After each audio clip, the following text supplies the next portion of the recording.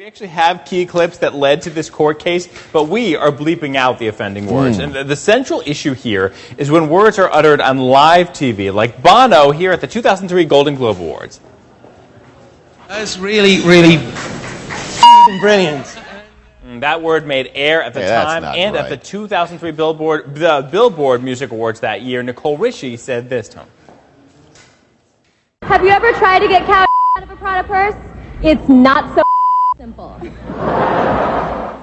Was these became the center, these were called fleeting expletives, and traditionally the government did not go after networks for these live situations, but President Bush took a tougher stance on these fleeting expletives. What happened was Congress passed and then he signed a bill multiplying the maximum fine by 10, up to $325,000. And then you have this court battle that followed. Fox TV, NBC Universal, some other broadcasters sued the FCC after being fined, and a federal appeals court pointed out that the FCC was actually okay with swear words in Saving Private Ryan, when it was playing on network TV, even those same words were included in that broadcast multiple times. So what happened was this case worked its way through the system. Then last year, the Supreme Court actually sent the case back to the lower court to determine if it's constitutional. That is the ruling we have now. This is what we've got, Tony. This three-judge panel from the Second Circuit Court of Appeals said the rule violates the First Amendment because it is unconstitutionally vague, creating a chilling effect that goes far beyond the fleeting expletives at issue here.